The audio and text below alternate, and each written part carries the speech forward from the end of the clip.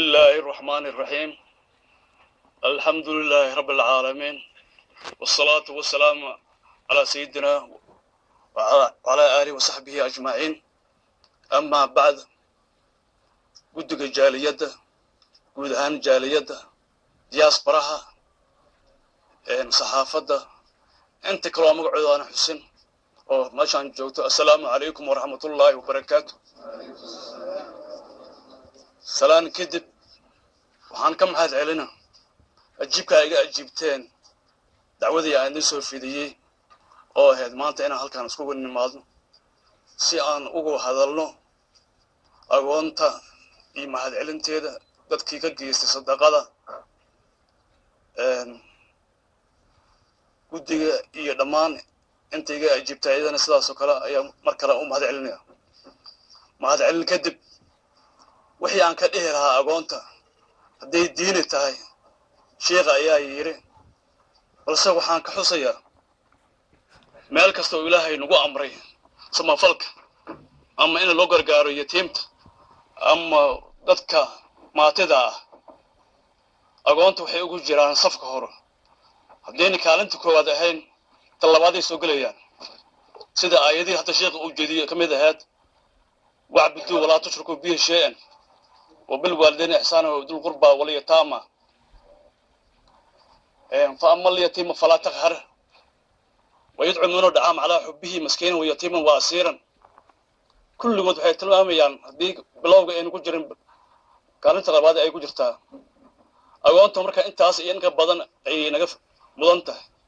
إله أيانا أمري قف كستو إله حودي يبي إله يقول حسابتهم يا حولها أنت كبحان xoolaha hadaan tabacno oo bari aan ka dhimano meeshay mari doonaan ma naqaan qof aan dhaxli doono aadana waa lagu weydiinaa su'aal baa ku leedahay. waxaan marka u loo jeedaa agoontaas Soomaaliyeed meel kasta joogaan inta Soomaaliya ilaa waxa u dhiibay iyo inta mas'uul sheeganayso ayuu waajib ka saaran yahay. aniga ka Cabdiraxmaan ahaan ama ka ugaas ahaan markaan fiiriyay agoonta Soomaaliyeed iyo gobolkan hadda ka yimid gobolka Hiiraan agoonta ku duuleysan runtii dareenkayga ayay taabatay. bila aadana ahay tawarteedu waa iska gaabantay, laakiin intaan isleeyahay waqtigayga effortigayga xoolahayga carabkayga intaan noolaa cibriga waa iska gaaban yahay inaan ugu adeego sidoo nabigu uu yiri kullukum raaci kullu raaci mas'uul an raacite inaan noqdo raaci agoon ayaan go'aansaday.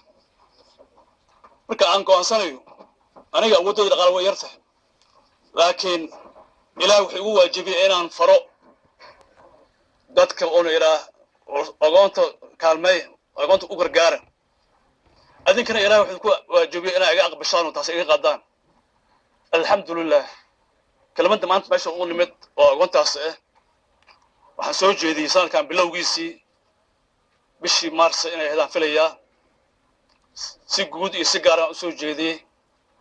waana laga aqbalay. marka aniga qorshaysan wuxuu yahay agoontaas intaan ka awoodo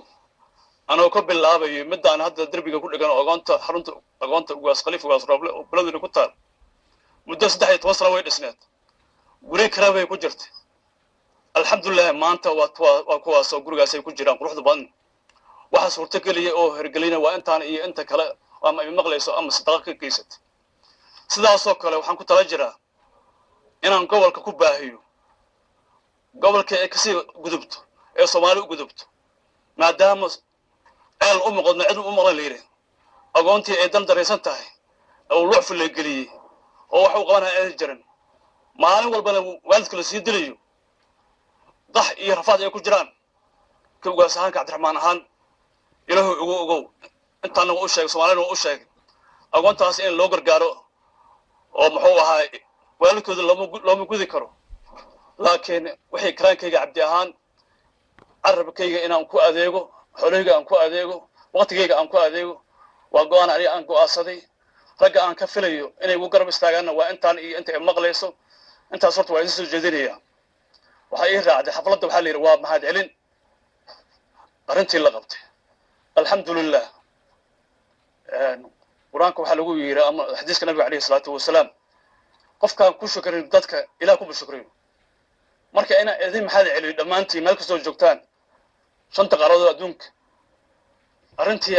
aan soo jeediyay oo ahayd agoontaas in loo gargaaro loo dhiso hooy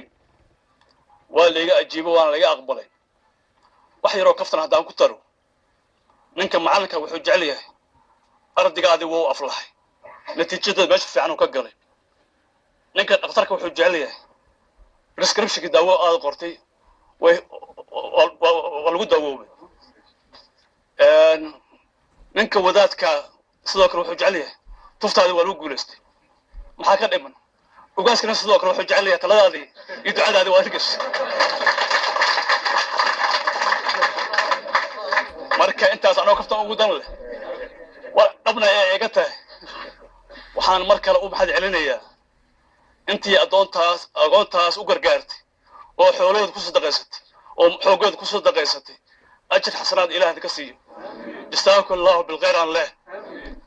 marka asaas leh xoolaha hadda ku baxay halkaas cadad ahaan hadda ima qorno laakiin boqolkiiba 80 iyo in ka badan waxa bixiya haweenka waxaan isleeyahay waa bar nugul yihiin agoon bay hayaan agoontay ka warqabaan ragana waa la mid kulleeyba laakiin si gaar ah haweenka ayaan ugu maxad celinayaa meel kasta joogaan shanta qaarad oo inaga soo waceen oo xoolo ay kasoo dhiibin ma laha New Zealand uu yar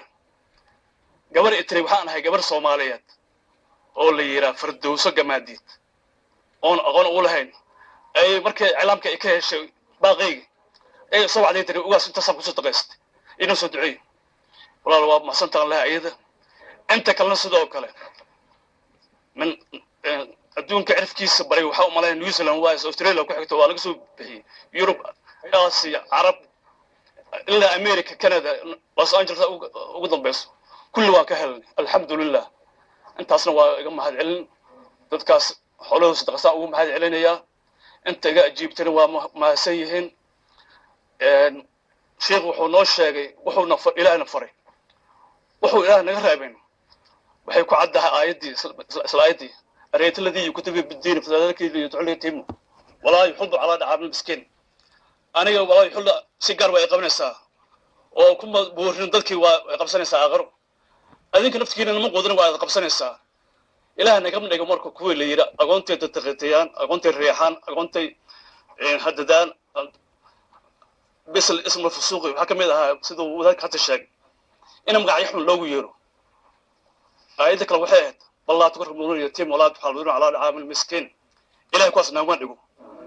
وحين رجعنا أقونت الصوماليين ورجعنا إهانة يدرجوا إلى إنه كقاضي نبكي راسي أنت صور دقو كوا دليو مالك دليو بركعين يو أقونت إن أترين إلى كسمات به أنا كنا إلى نقدر كوا أقرقارو إلى نقول أقو إن أقونت أصلا وشغينه أذن وحكاره جرينا إلى هو إن هذا يأقبش تلك الصوماليين أو بقوا جديران إن يقبلان يقولوا شقيان أنت أصلا وكعصتني وبالله التوفيق والسلام عليكم ورحمة الله